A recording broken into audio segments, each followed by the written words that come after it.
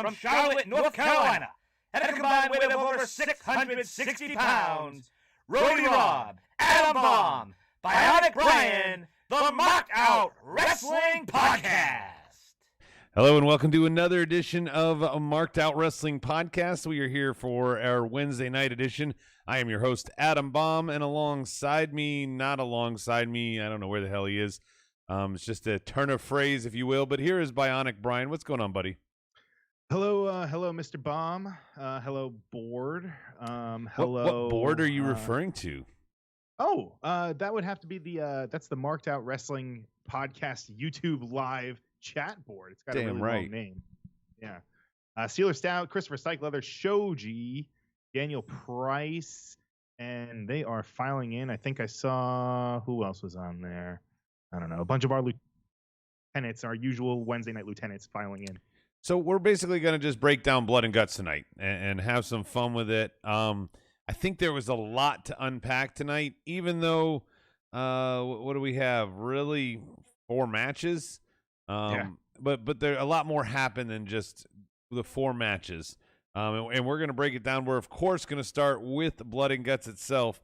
But before we get too far into it, I want you guys to go, if you like us, support us. Tonight is sponsored by our Patreon page, www.patreon.com/MOWP. Go there, check it out. $9.98 will get you all of our content on there. It's not OnlyFans, so you don't have to worry about our dad bods being shown up or anything like that. This is just us reacting to some wrestling, doing some fun little stuff. Definitely check it out there. Brian, before we get into the overall Blood and Guts match of itself, like the details of it, I want to briefly talk about what do you think about the setup, and I don't mean like the actual ring or anything like that. I mean the fact that we're watching this on TNT. We have 3 commercial breaks. Yeah. One of them that was picture in picture. By the time it went to picture in picture, we came back and had no idea what the hell had happened. It felt like also I don't know that there would have been a good spot, but the commercial spots were in the wrong places even. Like, couldn't they have fixed this? I mean, I don't know. If you're going to do it on cable TV, I mean, I guess you can't really get around that, right? I mean, that's what why not though? Couldn't Tony Khan buy the ad space for those 3 commercial breaks? Man. That much I don't know. I don't think they've ever done that where they've gone commercial free in either hour. But I don't know. I don't know if that's something that's possible. Okay, like, I don't know if. But Vince and WWE have proved that it's possible for a network to do it. Even beyond that, NXT, right? Yeah, even beyond that, I don't know if you're a soccer fan, but if you've ever watched a soccer match on a network, they typically just have the sponsor on the lower with the scoreboard, and they leave them up there for like 5 minutes at a time and rotate them. They're like, this 5 minutes period is MasterCard. Next is going to be, whoever. And they keep their little sponsor logo there down in the bar. Sure. But yeah, I even Daniel Price on the board says it. He could have paid to cover the ad revenue to go commercial free for the whole match. If there's anybody that has a contract for a weekly commercial, Brian, they could have been thrown in the first hour, 20 minutes. True. Or just throw all your commercials in the front hour. I don't know if you can do that. I don't know if that's possible. That I don't know if that's allowed. I don't know how that aspect works of it, but I do know that anybody who walks in and drops whatever stack of cash and says, I want this ad spot, could get it. And I mean, he's got a football team. He films in a stadium like it's like, yeah, this is just where we hang out. Right. Why, as big as this match was, as huge as this was, I think you should have ponied it up. Or you should have gone to a pay-per-view and finally given someone some value for their $50.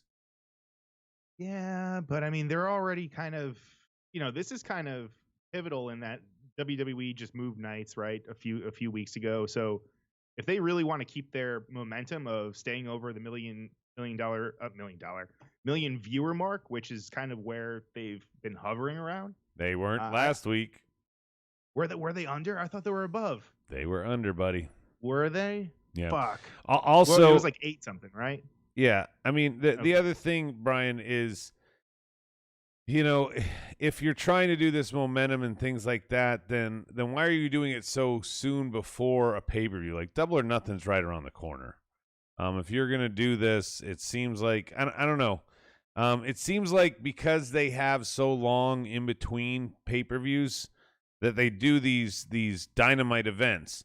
And I'm not shitting on it. I just think that the commercial break aspect of it kind of ruined the flow for somebody in the TV audience like myself. I wasn't obviously there. It does, but then again, we're getting it for free.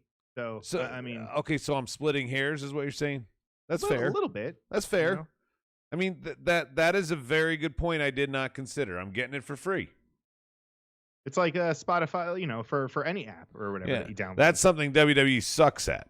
They in the middle of their pay-per-view, they have a commercial. So, right. I in no way am applauding them on any level. So I'm not defending them. The other thing I wanted to talk about before we get into the match, the other kind of little addendum. They're talking about blood and guts matches from 1987. Tony and JR. Did that bother you on commentary for them to do it? No, because we know what they're talking about. They just can't say it. Okay, so it wasn't a stretch when they said how there was a guy in the very first blood and guts match that got injured and never wrestled again. You know who they're referring to, right? Well, yeah. They should have. It's J.J. Dillon and a broken collarbone. Why can't they say J.J. Dillon? Why can't they? Well, he's been on AEW TV before. That's my point. They didn't even. If they want to, okay, they can't say War Games. Okay, they can't say it. Okay, fair enough. You can't say that. Fucking J.J. Dillon got hurt. Broke his collarbone, never wrestled again. Because they made it sound like, this was a big-time guy. Yeah. Well, J.J. Dillon is a big-time guy. No. For a career-ending injury, no. That's like if Heenan took a bump and was like, oh, he never wrestled again after that one tag match. Well, true. It is weird that they were saying that there were matches before this. They should have added, I don't know what word you could have added, but maybe undercard? Like the prelude to Blood and Guts, or something that says I like that. It's like a prelude. Or something that before, I don't know what that word is. Oh, hey, Rody Rob. I see Rody Rob there. He showed up at the bar here to change the kegs, I guess. Nice. So it really those two things, without talking about the match, kind of put me off a little bit. But let's just get to the match. Okay. Now. We start off with Sammy and Dax. Incidentally, I kept track, I don't know if you did, of all the Crimson masks, but Dax was the first to get one. Mm-hmm. So he was the first to pop his cherry that way. Yeah. Spears came out next, then Ortiz, then Cash, then Santana, then Wardlow, then Hager, then MJF, then Jericho. Now, to my count, and this could be wrong, it could be also tough to tell. Ortiz and Santana, of course, lost their dead president makeup throughout the mask. But of course. I don't have Spears, Hager, and Wardlow are the three I have that didn't go crimson faced. Sounds about right to me. Okay. I don't think Spears did. The first of the commercial breaks Mm-hmm. is when Wardlow enters the match. So it's the first time he's coming in. He's got a little shine. He's got a little pop. He's got whatever. Then Excalibur, when we come back, has to say, guess what? During the break, this happened. He has to fill us back in. And Yeah. I'm not trying to beat this dead horse, but this is just the flow that's going on here. Sure. When we get Hager, we get arguably part 3 of the Hager Wardlow kind of head-to-head clash. I mean, they definitely have a history. Yeah. Which and they made it a point to kind of spotlight that, which was cool. Yeah. By the way, I want to make sure it's very clear. It was awesome. The fact that we have good match wrestling in here. I when I was being petty about the commercials and everything else, Brian, I want to make it very clear that the 10 men in the match did a very good job. Production, shit like that, I have a lot of beef with, but the 10 men in the match told the story the way they should. We'll get to the finish as we get there, but you know what I'm saying. Like I want to make sure that there was no shade on these guys, these competitors. For sure. When I was criticizing them. I felt like once everybody was in the ring, I really liked this one part right before Jericho comes in, where all 5 members of Pinnacle, as the countdown is happening, I believe it was Santana. They had him cornered, and we're getting ready to 5-on-1 his ass, like to try and make him quit the second that the match literally started. But then he quickly just kind of like got away to the other side so that they could ring the bell. He's very elusive. But that felt weird. I thought that was a great strategy by Pinnacle. I thought that was a good part of the storytelling of the whole match, because that's a significant part of the match when 5-on-5 it can actually begin. And, right. And I mean, most people were crimson by that point. Oh yeah, man. I mean, the whole thing that was actually that part exactly was actually a really cool visual. Like when they zoomed out, I think the bell rang right around the same time, and you had one team on one side, the other team in the other ring on the other side. It was just, yeah, and just that the cage itself looked fucking mad. I forgot how big AEW's cage is. Now, the one thing, on the AEW Wrestling Discussion Facebook group, I kind of put this out there then when they were showing things about the earlier part of the match, and the board mentioned this earlier. They showed a screenshot on there, and it made it look like the middle part, was kind of black compared to the sides, which was gray. And unlike the video game, that's the part where you can slam a guy through. And right, it made me think of the video game, like, oh, that's the breakaway part. But the picture I saw of the cage earlier today had a shit ton of boxes sitting up on the stage. And somebody in the group even put it out there. They said, I wonder who's going to land on all those boxes. Oh, I didn't notice the boxes. I know the picture you're talking about. Oh, were there really boxes? There are a ton of boxes to the top right of the pic. Go to a Facebook Live discussion group. Yeah. If you want to see that picture. On the board, Soji says, how about when a wobbly Wardlow caught Hager in midair and almost dropped him? Damn, he's tough. Yeah, that was my next point where we were going to go to.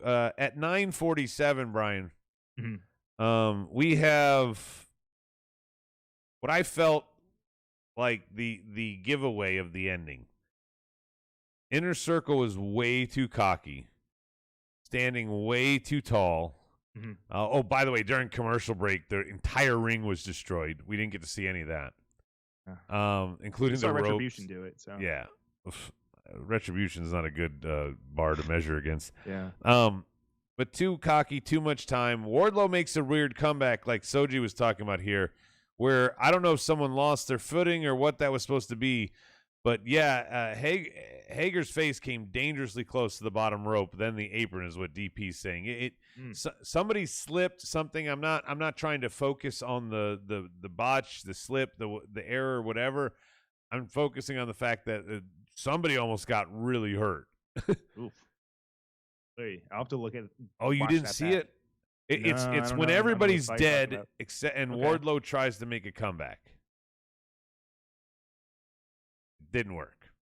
Hey, I'm glad he didn't get hurt. By the way, Brian, this is the time we gotta go to another commercial break. So stay tuned in picture. What's gonna happen in picture? A lot of significant shit once again.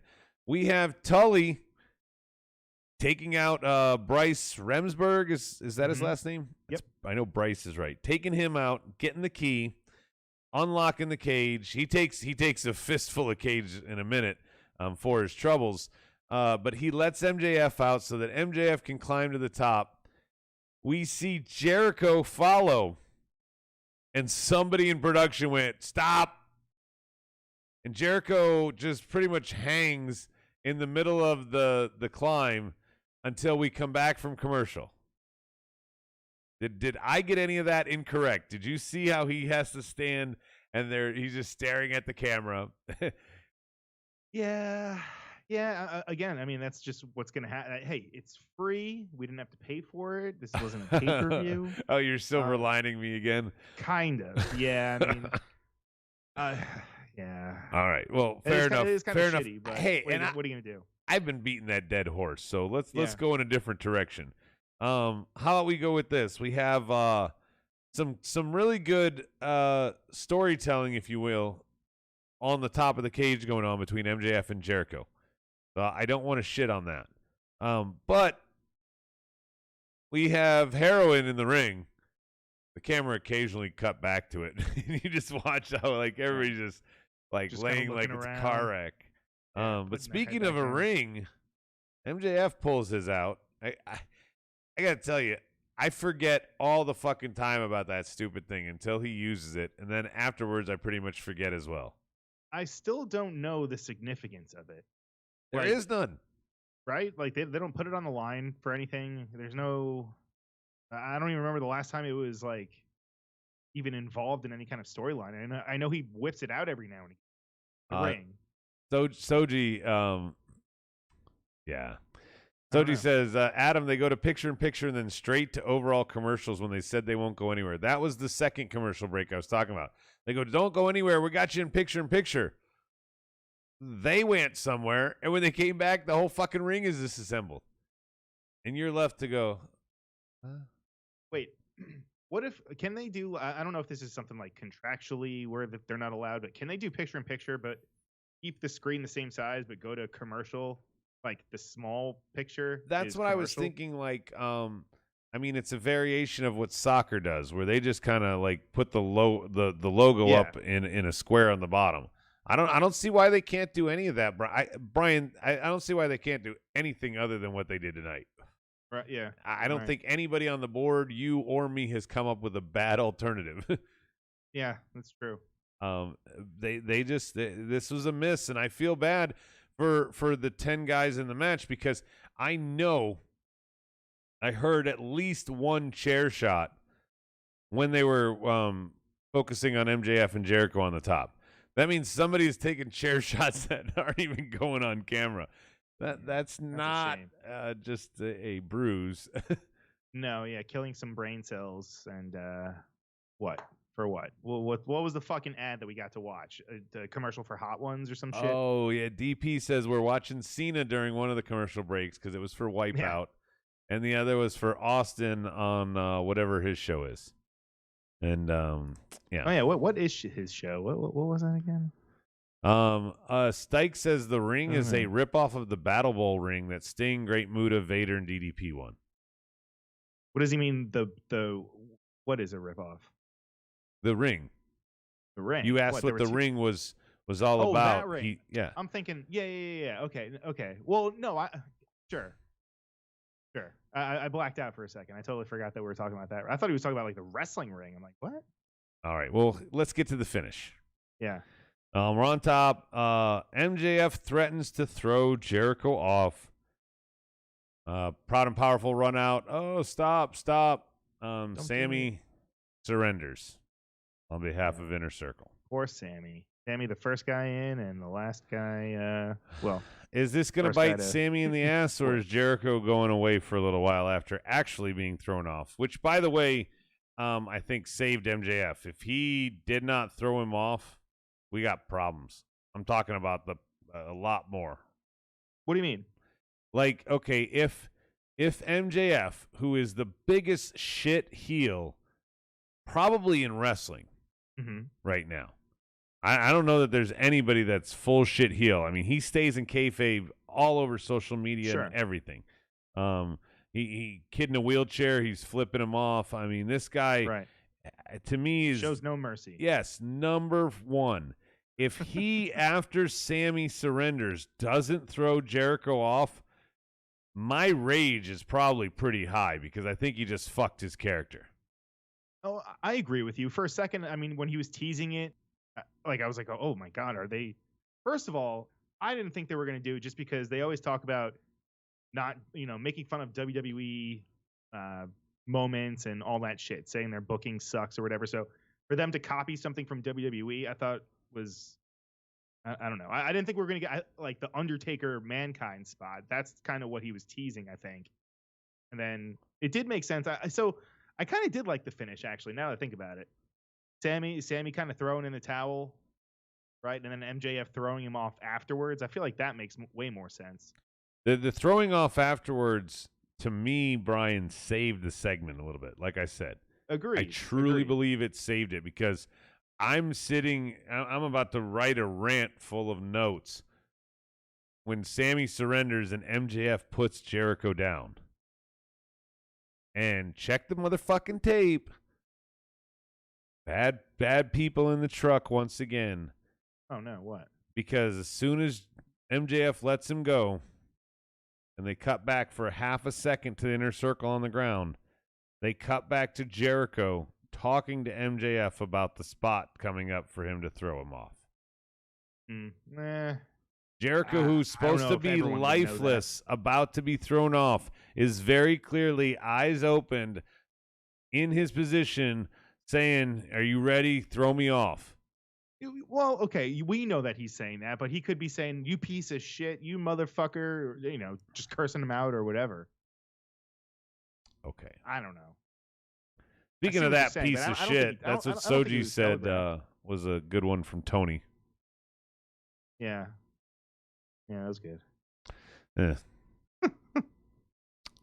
We knew he was going to throw him off. It's bad, obvious, overdone, cheap stunt landing. Yeah, I mean, the stunt is what it is. I don't necessarily really have a problem with this stunt.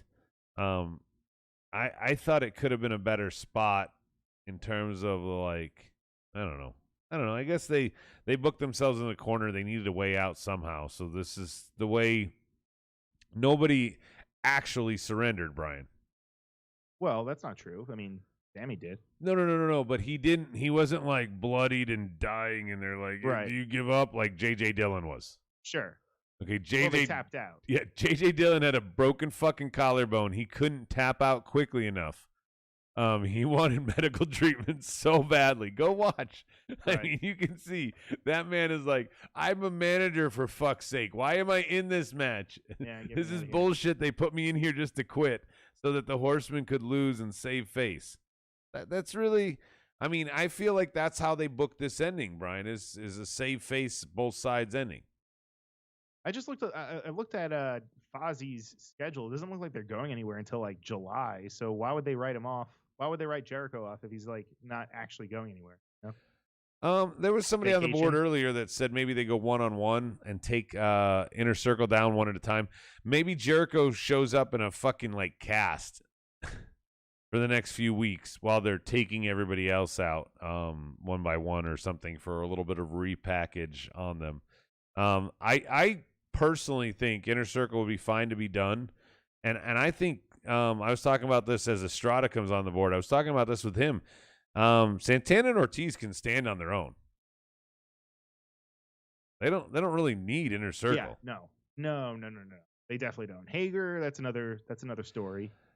Hager, I mean, he needs something. There's he needs a group or there's no way to say that Hager couldn't stay with Jericho or Hager couldn't be the heavy to somebody else.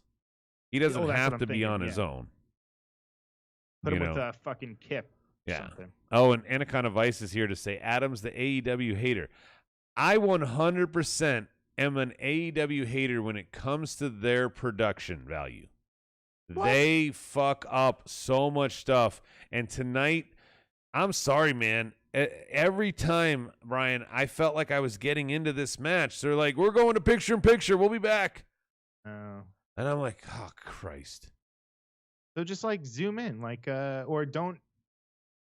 You can hold your phone really close to your face when you're watching on your phone. Oh, Soji says the restrictions lifted. Fozzy concerts, Brian. Maybe July is the earliest he could get booked in Florida now that they're just like, hey, take a mask off, whatever. People in India are still very much suffering from this virus, but Americans are like, yeah, we're fucking dumb. There was apparently about 1,500 people there at Daly's place. Ooh, Estrada has a good comment here. He says Hager needs work, but he's also reached his ceiling for being the heavy in a faction. I agree with that. What do you do with him though? He needs to be like a Wardlow type of character. Exactly. I feel like he already is. I mean, I think the inner circle could dissolve and he could stay with Jericho, or he could stay with Sammy. I think that would be much more beneficial. Him and Sammy stay together, but not as a tag team. Yeah, but then that still has like the inner circle stank on it, right? We're assuming that the inner circle at that point is dead. Yes. They're dead. They've moved in different directions. Obviously, Santana and Ortiz makes sense after they part to stay together. They're a tag team, So nobody's questioning that one. I don't know. That would be like if Seth Rollins turned on Dean Ambrose, and Dean Ambrose and Roman Reigns stayed together and kept doing Shield. Oh no, that's what they did. Never mind. Dude, I'm so happy you just brought that one up instead of like Stardust and the Ascension. That's what I thought you were gonna go. Don't make fun of them. Just saying. That's where I thought you were gonna go. They're gonna come to AEW soon enough. Actually, they're not even the Ascension anymore. That's a dead name. So they are the. Yeah, cool. I don't even know. Were you excited? We didn't end with a brawl tonight. I mean, technically it wasn't Dynamite, so I guess it doesn't really count as a non-brawl ending show. Plus, you did have 11 guys in the match. I was gonna say the whole match was a brawl, so. Tomato. Yeah, I mean, hey, that's not one of my like nitpicky things about AEW. It isn't like all the brawls and stuff and all the factions that they have. I mean, yeah, it's a lot to keep up with, and yeah, sometimes I forget who's there, and yeah, I forget the roster member sometimes. I think I finally figured out what an eliminator match means. I'm still trying to figure it out, but if I figured it out, I think I've broken the code. Okay, it is a match derived from the rankings. So why is it called Eliminator though? Because they said next week. I'm getting quite a little bit ahead of myself with the Pac and OC as an eliminator. They had another eliminator before. They mentioned the tag teams that were on tonight were the top 4 ranked tag teams. So that was I think this is it's just an eliminator match means that it is built based on the rankings, so they can do a match with no story build. It's like we're lazy. So we've figured out a way to dub our laziness and call it an eliminator match, because you have a fucking 4-way and you have a singles match and you call them eliminations and there's one fucking pin. It just doesn't make sense. Excuse me. Lazy would be flipping a coin, sir. Might as well have, because. And we know who did that. Right? Let me just talk about it while we're here. You might as well have, because Jurassic Express, Varsity Blondes, Acclaimed, and SCU. Fuck, man, that was a sloppy match. And SCU is most obviously going to lose next fucking week. I think all 4 of these teams were going to fucking lose next week. I think that you keep creating reasons for the Bucks to beat down contenders. You're like, a Battle Royal, you're a contender. Go lose to the Bucks. Oh, we're gonna do a what did I say it was called? It's an eliminator match, so the winner can go lose to the Bucks. I don't know. It is a bummer though that it's going to be potentially Christopher Daniels' last match, right? I don't know, man. That's on the line. So if they lose, that's it. I'm a huge fan of Fallen Angel, Christopher Daniels. Calling the BME at this stage in his career is atrocious.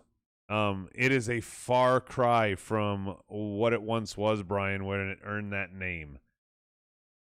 Tonight was a perfect example, and probably one of the few good camera spots for production tonight to make sure that they were on the right side of that BME.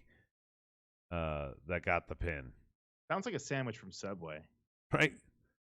Subway, DME. eat shit. His Luchasaurus in hibernation has been weak lately, Estrada's saying.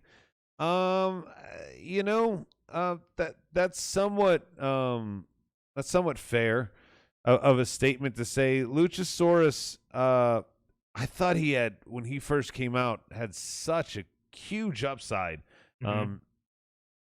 Great physical specimen, athletic.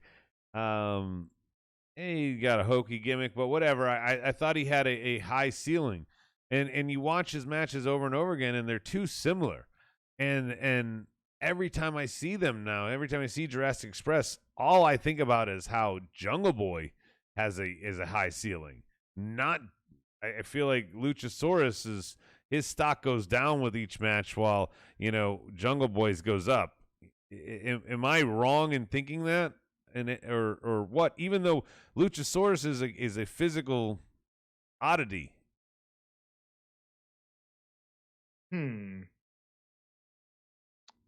Wait, what did you ask me? Was that a question?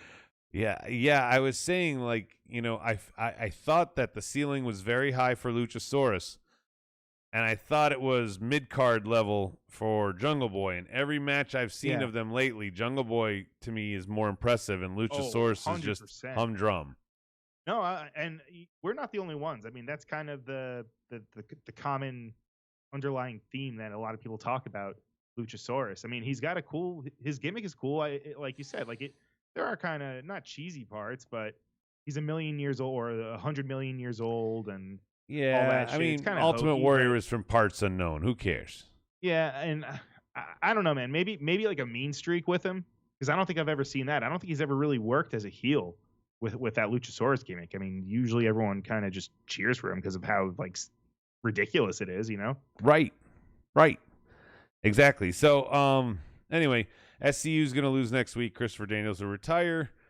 We covered that. We'll go on a singles run, but I doubt that's going to happen. We covered that. Before we go into some of this other stuff, I want to mention a couple things here because the board's already talking about them. So we'll try and stay on topic with them. Daniel Price, you ever seen that MC Escher cutaway on Family Guy? Going up the stairs and going down the stairs and going down the sideways stairs. When he just says you can't figure it out. They're, of course, talking about when Ethan Page and Scorpio Sky show up to call out Darby and Sting. Darby attacks because Sting, we've been told, is on the shelf. That he was just so injured from the attack last week. Well, this week, Ethan Page and Scorpio Sky throw Darby down some stadium stairs. Pretty painful. Pretty risky spot. I mean, right? I had to go back and watch it, Brian. And what's up, JR? It was a little bit safer than it looked on first watch. I mean, I still wouldn't want to do that. I wouldn't either, because I don't know how. I really don't know how he stopped himself at the landing, because if he hadn't, that's when it would have gotten even more. Yeah, there's a whole nother flight. Yeah. JR says, decent promo by two douches, then Darby flying in was fun. Him getting sent down the stairs, what the fuck? Ha ha ha. I think, and I think this was revealed a little later when you see Miro show up and say, you got gold, you got a target, Darby, I'm coming for you next week. Yeah. I think this is about getting the belt off Darby to Miro and getting what is essentially a tag match between Sting and Darby against Ethan Page and Scorpio. Now, where Archer might fit in, I don't know. Maybe they play up the Sting is hurt angle longer and Archer takes his spot and it's Archer and Darby. Or Archer will just run out at the end. I don't know. I don't know. But I don't know what their fucking hard-on is, because all four of these guys should be single stars. Darby, Sting, Scorpio, Karate Man. They should all be standing on their own. If they want to have a, this is a four-way handicap, whatever, run, that's fine. But this has been going on for a long time with Darby and Sting. And Ethan Page basically debuted into this. Yeah. I mean, I agree with you where I do think Miro could take the belt off of I think he Darby. has to. I think he has to also, but I mean, God. Well, let's talk about that for a second, Brian. Do you think that, I mean, what would happen if Miro, now that he's finally loose of Kip, loses to Darby the way Cage did, the way Archer did? No, I know. It just that can't happen. I mean, Miro's already been just kind of floundering ever since he's really made his debut into AEW. I think this is a perfect spot to get the belt off of Darby. I mean, what about even the fact? Could you have Darby turn heel? Like he gets so pissed off that he takes it out on Sting. Maybe at the end of that storyline. I believe that Darby and Sting are going to tag at Double or Nothing, and I believe Miro will go in as the AEW or the TNT champ. See, the only reason I think they would stay in the tag team thing is because of what they have going on with Scorpio and Ethan Page. I think you're right with it. They could make that into a little, tag team match at Double or Nothing or something. Stike pointed it out here, though. He says, Adam, do I have confidence AEW is going to give him the title, how they booked him since his debut? No, I don't have confidence, but I'm hoping that this is a course correction. Brian, I had a long talk in the DMs with some of our lieutenants today. And they were saying a lot of guys, they're on TV every week. They got benefits. They're kind of unionized, if you will. They don't really care if they don't get pushed or not ambitious, as long as they're not sitting in catering. Oh man, it sounds a lot like WCW, brother. Well, collecting a paycheck and just going out there doing just kind of status quo.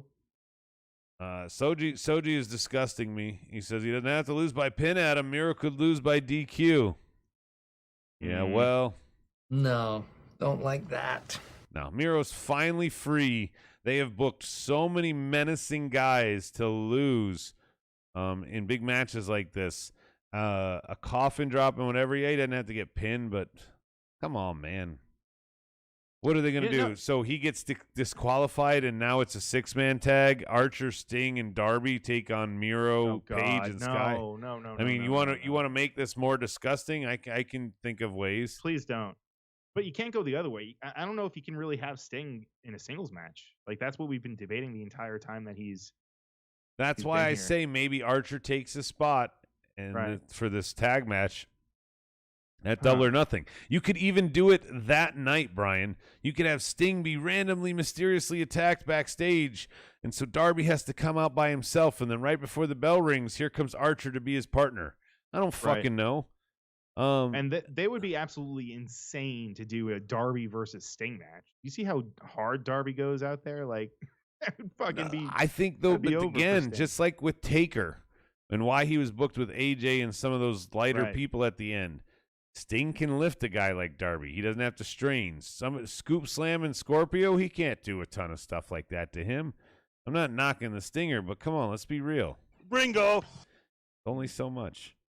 All right, so Stike on the before you go on, Stike is just saying on the board, Miro loses with a fluke roll up. I mean that's Darby's MO. Yeah. Darby wins with some bullshit fluke. That's for sure.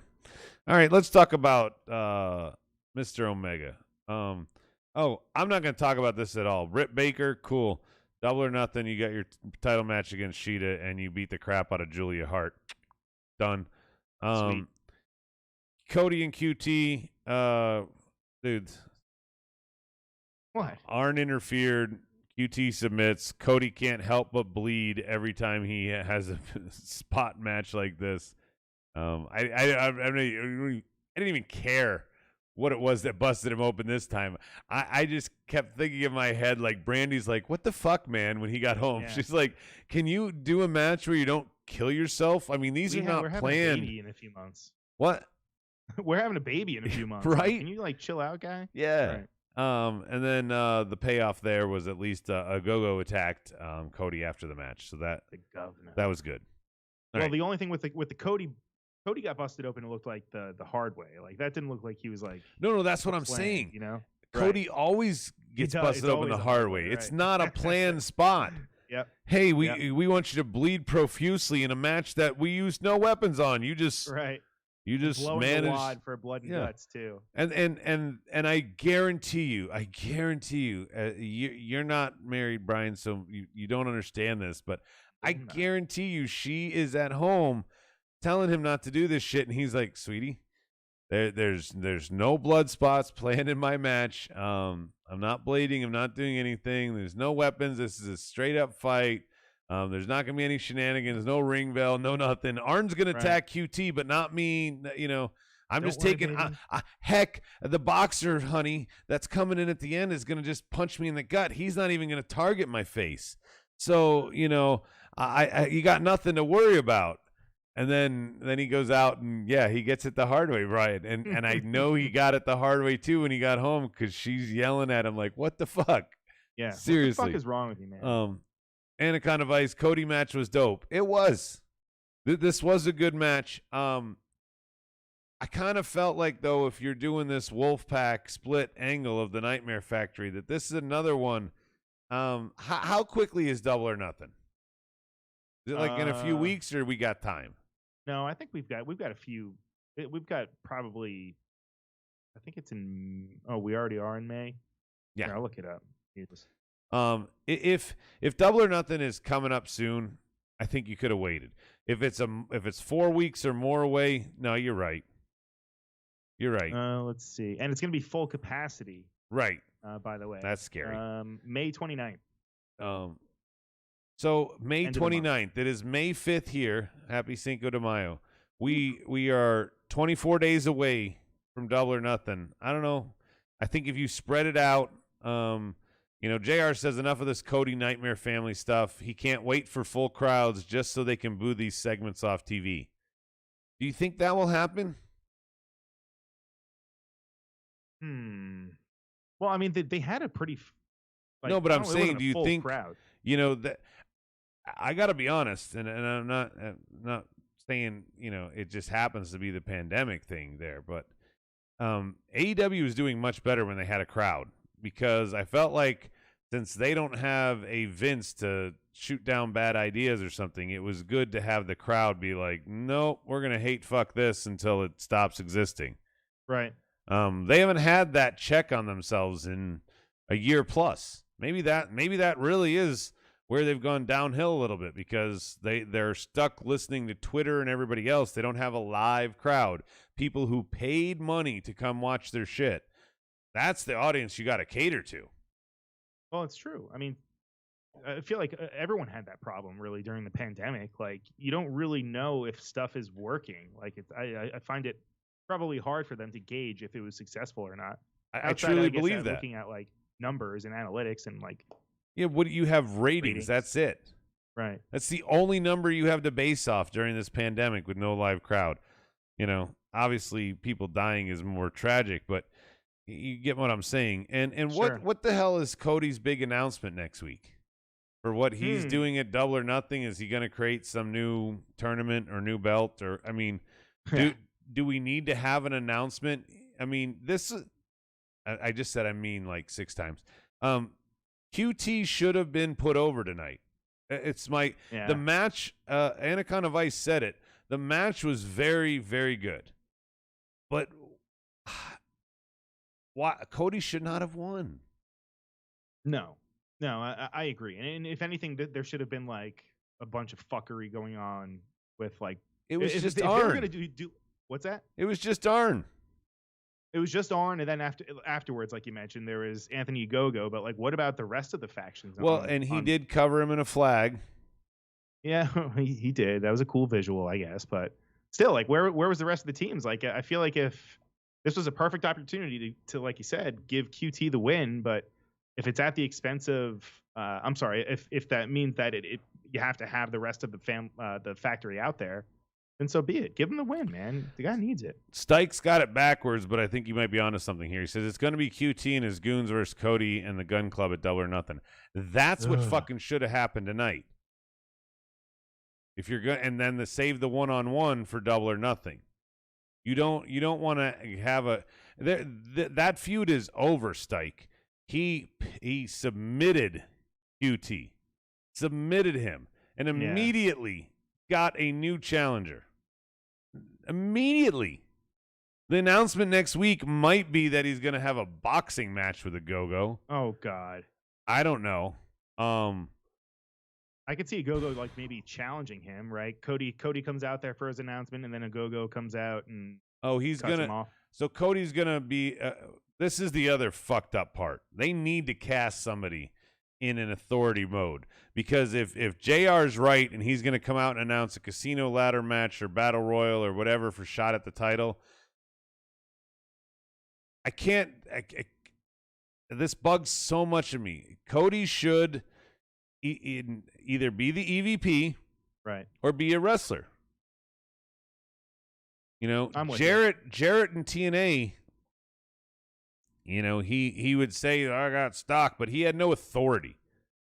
Dixie Carter was always the one in charge, or somebody, you know, it wasn't always Dixie, but you know what I'm saying. Right. There was always a higher governing body, even though a kayfabe, everybody knew Jarrett and his dad owned the company. Like, there was somebody else that always kept them in check. If Cody wanted to do that and there was somebody else that they had to answer to, that the T-shirt guys and Kenny too, then yeah. But that's not the case. I don't need – I never even considered that till JR said it, but I don't need Cody to come and announce some random-ass match to me, and I don't need him to come and be EVP to me when he's in character mode. Pick a lane. Yeah. No, you're absolutely right. I mean, I wonder what his announcement could be. I mean, even if that was Tony Khan that comes out and says, hey, it's a casino ladder, fine. Right. You are not an active talent. Fine. No, everybody fucking hated every active talent that was in charge in WWE. Fucking, what was it? Baron Corbin and all that other shit. Oh, God, yeah. Hey, well, we got to give props to Scrap Iron, right? Scrap Iron's doing a pretty good job. Soji says, Adam, it's going to be a PR announcement. Remember the Miz and Mrs. It's going to do a rip-off show of them. Randy and Cody for TNT. Well, you know, Soji, I believe you said that in jest, but that sounds so possible. Cody wants a third show. He can't get Dark and Dark Elevation on the network yet, so he'll go the reality TV route if he has to. Okay. I mean... Stike says he's going to announce that Double or Nothing's full capacity. That could be. They already announced it today. Oh, they did? Yeah. Wait, but on the show? No, that came out before. So he could announce it on Dynamite. He wants a cheap pop, maybe. Yeah, but if he was going to do it, he would have done it tonight, I feel like. Why would you wait? Let's get to the other, because there's a lot to unpack in this final topic. We might be scrapping dirt sheets as I look at the time. That's fine. There's nothing really. We did them on Monday. Nothing really changed. See, Rob stole our segment. What a greedy bitch. So we start the show off. Here's the curtain with Don Callis and his ugly fucking face. I swear he looks like the grown version of Butthead from Beavis and Butthead, obviously. He says, Omega's not here. Nakazawa was going to fight in a handicap match instead against Kingston and Moxley. Now, as a pear-shaped dad bod, I am not shaming when I say this, but Kingston has a body like mine, and I'm not a professional athlete. I'm a lazy father of two who can criticize him on a podcast here. He needs to get in shape. Anyway, he's attacked by Kenny on the way to the ring, so no build on the Nakazawa handicap match. The announcers kind of fucked this up, Brian. They're talking like, nobody's tagging. Nobody's obeying tag team rules. The announce team goes, is this a tag match? JR goes, nope, it's not a tornado tag match at all. Basically threw the referee under the fucking bus. JR does not show any mercy when he's on commentary, man. No, he didn't. He is just an old, just fucking crotchety. He doesn't even show it for himself. He at one point said, oh, I almost said Tulsa. I forgot we're in Jacksonville. He said that tonight, just so you know. They've been in Jacksonville for fucking 9 months. Right. How do you fuck that up, JR? Hey, what's up, San Francisco? Oh, shit. We're not in San Francisco. Anyway, This is not a tornado match. You're allowed to do lanyard chokes to further throw the ref under the bus. Yeah, just choke him with whatever you want to do. It doesn't matter. Ref's not going to do anything. In the end, the match, we knew it was going to happen. Kenny leaves. MT is pinned. Let's cue the Bucks to come out in an outfit that I would only wear if I lost a bet. How about you, Brian? Yeah. I mean, that's kind of what they've been doing. They've just been wearing clothes that, like, I think last week he wore a romper, right? Fucking Gallows has a dangly earring. That's his big thing. You have to have a dangly. Where's your dangly? You don't even have a dangly. Yeah, one of them, I don't know the difference. One of the T-shirt guys had a dangly tonight. The one that kept his hat on. He had that was Gallows, I think. Yeah. No, not the Good Brothers. Oh. The T-shirt guys. T-shirt guy. Yeah, the ones who make T-shirts. They steal fan art and make T-shirts out of it. What are you? They're the EVPs. The Young Bucks. Their dad was bloodied. Oh yeah, that's their name, the Bucks. Yeah. The T-shirt guys. But before the T-shirt guys can do anything but distract the in-ring competitors, Mox and Kingston, we have the Good Brothers and Omega to come back. Yeah. I gotta say this. I'm watching this promo for Mox, for Yoji Nakata next week in the IWGP, and I've said this for many things. I've let you and Rob steamroll me when it comes to Moxley in the ring, because he has his moments. But the guy cuts a fire promo. And I like the way this promo was for Nagata. The reason I bring this up, Brian, is because Omega's nonsense with Schiavone before they start the blood and guts match. What the fuck was that about? That was some goofy ass shit. He repeated his lines at least 4 times. It was, I mean, Mox always could engage me with the promo, even if he couldn't engage me with the story he's telling in the match and had to be carried by a lot of people. Omega is the exact fucking opposite. This guy's fire in the ring. I don't ever want to hear him talk. Is that not why he had a mouthpiece and Callus?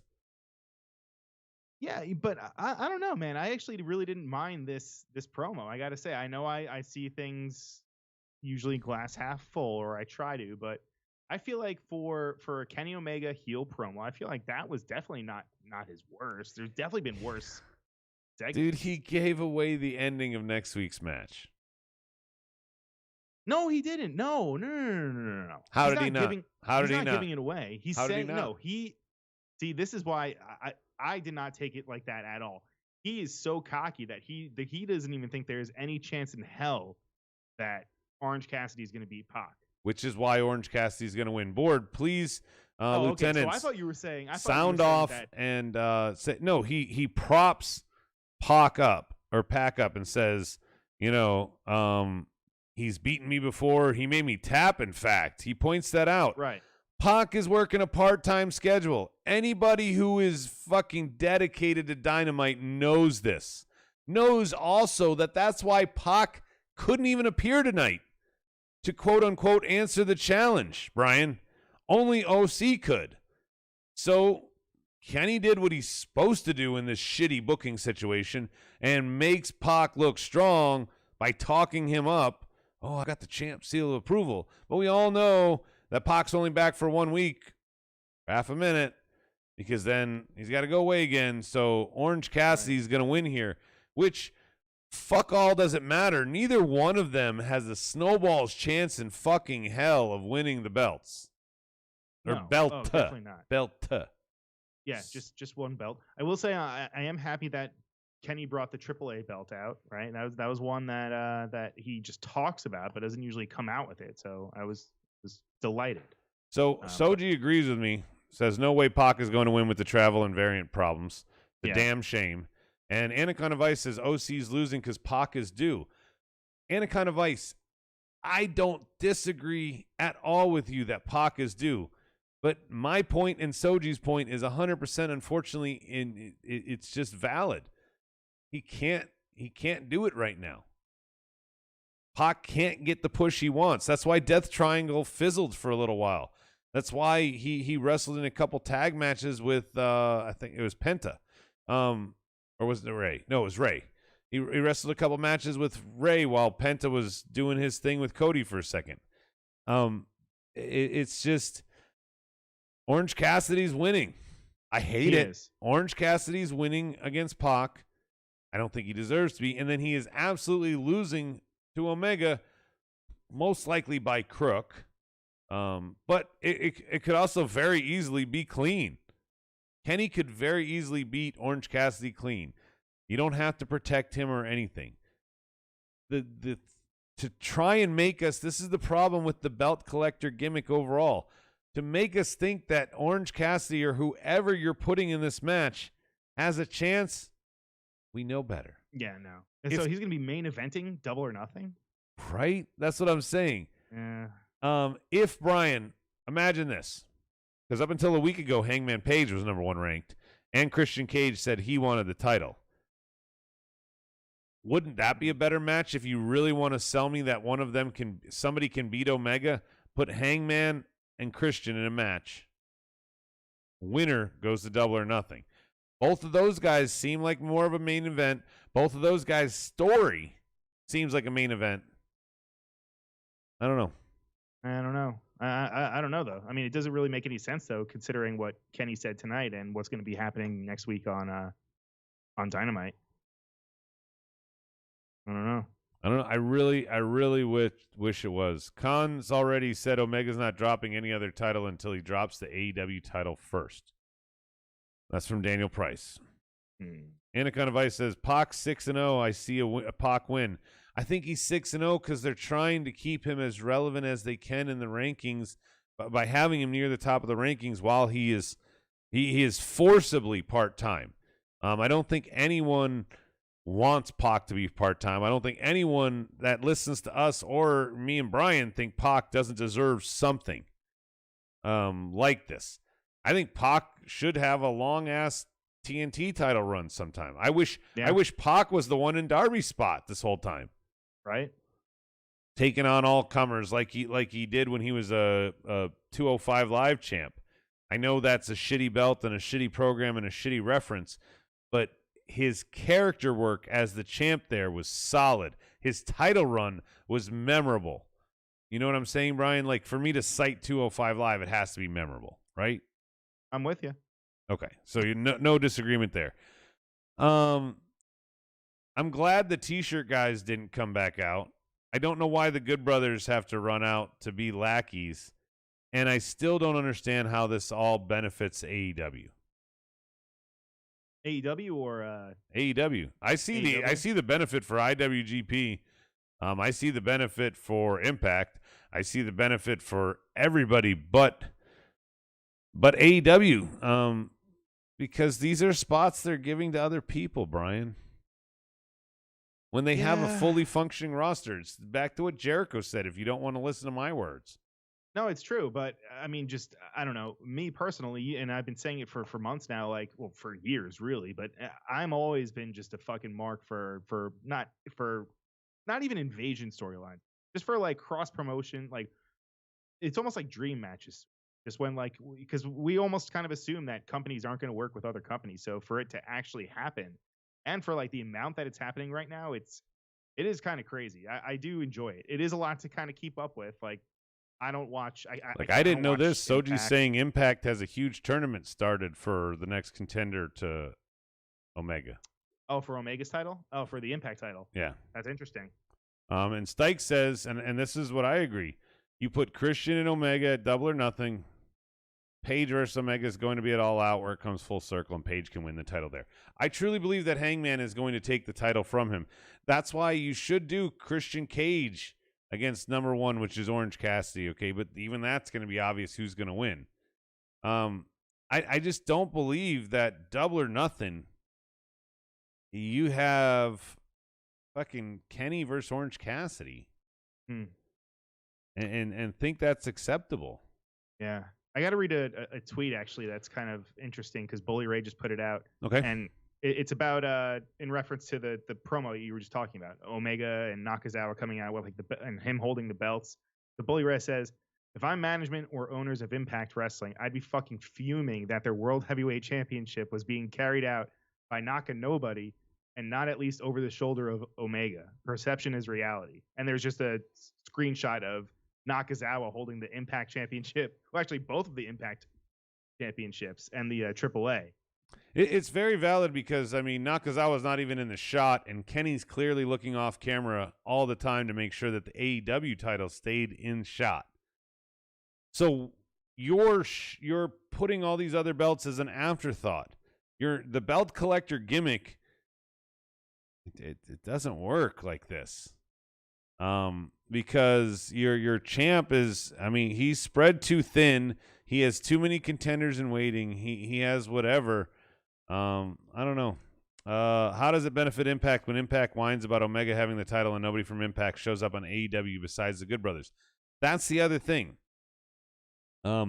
Why, isn't it a two-way street? Other than the Good Brothers and Callis, has anybody shown up from Impact? No, but we've had people go over there. I don't know. I don't know. Daniel Price says Booker T got shredded for being honest and saying that the relationship does nothing for Impact. Spike says Moose wins the Impact tournament to take it from Omega. That's the other thing. Omega, I don't know. I've said it all before. I think that's what Anaconda Vice is saying, so repetitive. Hate Good Brothers, petty bullshit. No, I have no problem with the Good Brothers. I wish the Good Brothers were there to challenge the Bucks and fucking take the AEW tag titles. Then you want to really have a stink. They take an AEW belt to Impact. I think that's a bigger story, Brian, than to have an Impact belt stolen to AEW by an AEW superstar. If the Good Brothers took an AEW belt and went back to Impact with it, that's a more intriguing and story that could benefit both parties. I mean, and tag titles aren't as prestigious, so if you want to be like Bully and keep them off camera, nobody's going to complain. I could see that happening, especially because, I mean, I know the Bucks like doing teases that are fucking like months and months ahead of time, but I know they posted pictures because they used to be in TNA, so they posted like old pictures of themselves. I forget what the caption was, but what if the Bucks go from AEW to TNA to try to win back? What are you talking about? Generation Me? Right. Yeah. It was what was it? Max Buck and Jeremiah. No, Whatever. Jeremy Buck. That's what it was. T-shirt Jeremy guys. Buck. The Good Brothers, Daniel Price saying this, and I think I remember you reporting this, but the Good Brothers have a backdoor deal where their contracts are through Impact, but they get by appearance deals from AEW. Yeah, that makes sense. So I'm fine with it. You should be getting somewhere to with your top card to Double or Nothing. Right now we know the women. That's it. We don't have any other matches booked for Double or Nothing, and we don't even have. I mean, we just found out about this contendership. They're talking about Samoa Joe earlier on the board. Stike says, I think Andrade takes the AAA title, Moose takes the Impact, and Paige takes the AEW. Ooh, Paige. Ethan Page? No, Hangman. Page? Hangman. You know he means Hangman. Hangman. Makes more sense. And Stike Soji is says Moose in the James tournament? Storm.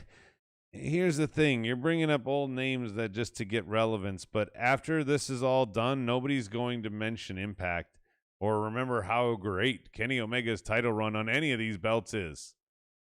Yeah, I disagree. I feel like they should have like a certain set, like say from, I don't know, from April to May every year. That's when like you have like all the major companies working together. So like we know we have those to look forward to. Okay. Brian, keep your fucking belts out of it. I'm all for that. Sure. I'm all for a King of the Ring type of tournament where you got 4 federations who each send 4 guys in a 16-man pool, and those 4 guys are all spread out so that conceivably the final 4 could be from one federation. Sure.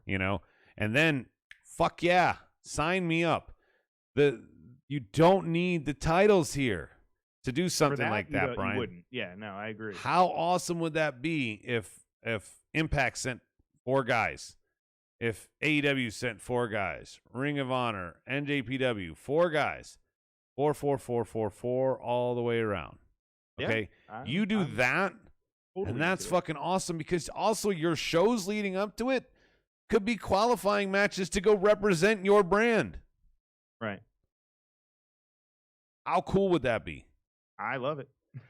we could really get our dream matches too. Because then you could see the Okadas and Ospreys do one-offs. Because you don't have to explain shit. Everybody knows going in this is a one-off. It's a tournament. We know around this time that these matchups are going to be happening, and it's more for bragging rights. Yeah. And that, I think, would move the needle for all 4 companies. I agree, but that would. I mean, it's so hard for just all these. I feel like it's hard, at least. I don't know if it is, but this is just speculation, for all of them to play nice like this. Like, how often has this happened in the past? So, I don't know. That would be asking a lot, I guess, for them to do like a whole tournament thing like that. But that would be awesome. That would just be the most sense. You could have, your qualifying matches on everybody's show. Everybody could do how they want to get to the 4 people they send to this tournament on their own. They could battle royal here, or second chance match here. Everybody can do whatever the fuck they want to get here. But at the end, you got 4 guys from each federation in a 16-man tournament. Best of the best. Very simple. Yeah. And everybody, if they know that this is a 2-night event, if everybody knows that this is just 2 nights and that this is not going to be just a filler that they drag out for months and months and months and months and months, think about the ratings you'd have if it was a once-a-year tournament like this, Brian. Yeah, I agree. It's like when they first started doing interleague play. Right. Like, in baseball. It was like the fucking coolest. Everybody's like, whoa, the Dodgers have never played the Yankees. Right. And they used to be in the same fucking city. So this is the coolest thing ever. Oh, you got the Subway Wars. The Mets are going to play the Yankees. I mean, there were some really cool matches that you finally got to see. That would be something cool. They do something similar to it on the indies called the ECWA Super 8. It's been going on ever since, like, I don't know, late 90s, mid 90s. Daniel Bryan, Christopher Daniels. I mean, anyone who's anyone, even right now, they've probably been in it. That's like the closest thing I could think. So if they really want to play off Omega running his mouth about being best in the world, force him to defend every title back to back. There's your cross promotion and title dropping at one time. Have it lead to an angle where Omega loses every single belt and becomes a broken down shambles who just aimlessly wanders out and lets himself get his ass kicked. That's from Daniel Price. And then Anaconda Vice is saying Mox versus Nagata next week. I don't know if Vice was on the show yet when I said this earlier. Mox's promo made me care about this match. Omega's promo made me know the ending to all of what he's about to do. Just saying.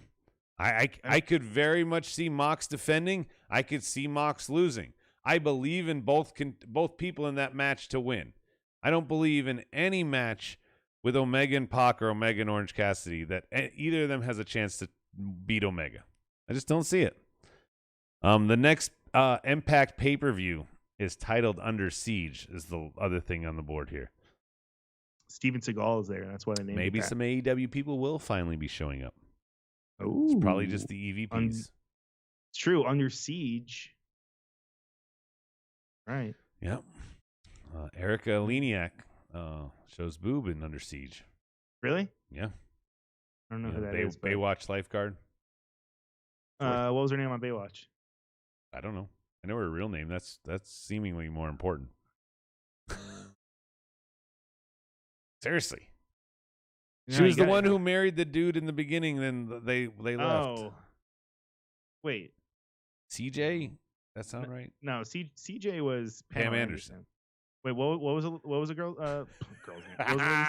What was a woman's name? Erica Erica? Eleniak. And Erica's with a K. Eleniak. She's the one who jumps out of the cake in Under Siege. Okay. Oh, I remember her. Yeah, okay.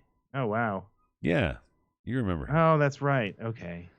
Anyway, was Stike's agreeing with my point. He says, I don't know one thing about Nagata, so it'll be interesting to see what he does in the ring. Yeah, that's what I'm saying, Stike. I have no idea who he is. Having Mox cut a promo while they show me clips of Nagata was, I thought, a brilliant level of production from an otherwise company that I criticize production on all the time. I thought it was very good. Definitely. And Vice says, yeah, maybe, just Omega. NXT was a snooze fest. Unless we switch Mondays to Tuesdays, I can't cover it all. No. I got a podcast on Wednesdays. I'm just covering Dynamite. I love NXT. Check the tape. I just don't have the time. Dynamite has been but Blood and Guts was good. I think for the most part, when they don't do Dynamite, when they do these special events, they've always been pretty good, Brian. I agree. I mean, I haven't seen a miss. And like you said, my production pettiness aside, free. Right. What else was I going to do on a Wednesday? True. Final thought. I felt they did a lot also. Thinking that they had, we were very critical of them 3 weeks ago when they had their first no NXT competition week. Mm-hmm. And we were both shocked that they didn't do more to try and get that, they got that huge number. What was it? Almost 1.3, just under 1.3 million. So a huge number for them. But we were like, why didn't they book this heavier to get those people to come back? Tonight, I bet you they put up a similar number. And tonight, they did a lot of promoting for future shows. Well, whether Double or Nothing or next week. I'm going to go with, I'm going to get a 1.4. I'm going to say they even get a 1.4. It's fair, but I really think that they did a much better job, Brian, here than that other week of giving us something to come back for. Right. We've got an SCU Bucks match. Like it or don't, title match to come back for. Right. IWGP title, come back for it. Miro's going to fight Darby, come back for it. They add number one contender for Double or Nothing, come back for it. Those are 4 big matches that they announced for next week. Like them or don't, that's 4 big matches. So that audience, I think, since you had such a big drop-off from that first week with no NXT till last week where it was under 1 million, I think they did a better job of hoping to keep their audience on the hype of the Blood and Guts tonight. Agreed. And like with the ending with Jericho too, like, is he going to be incapacitated? Is he even not going to show up? What's going to happen? Right. Anaconda Vice says, definitely a solid 8 out of 10 show tonight.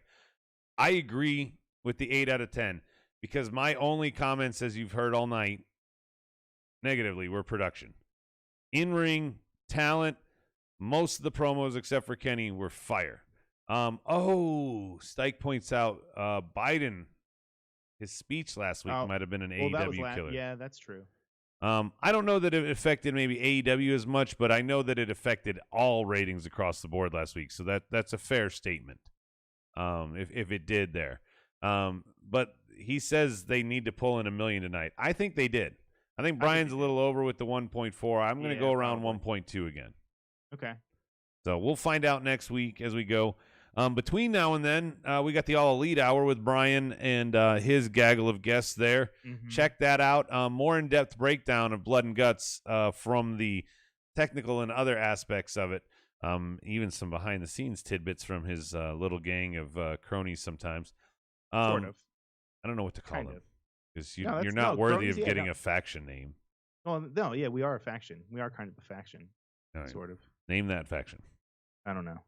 So AEW now has 17 factions, if counting yours. Yes. We'll be back Monday with the marks. Until then, definitely go to patreon.com/MOWP. Check us out. $9.98. Get some good content.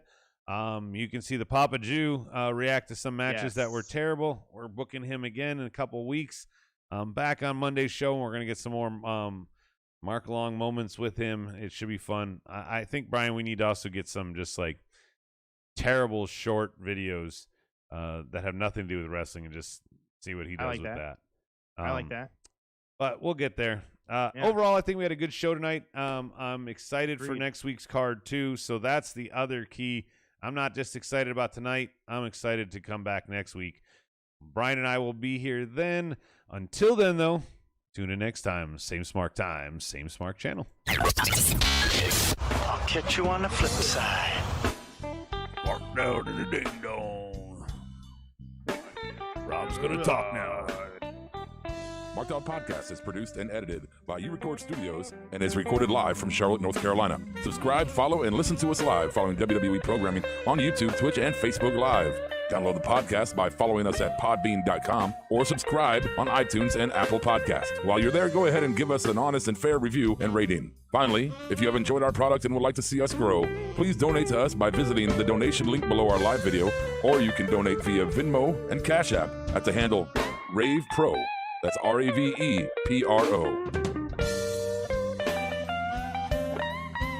You're listening to the Electronic Media Collective Podcast Network. Yeah, it's a mouthful. For more great shows, visit electronicmedia.com.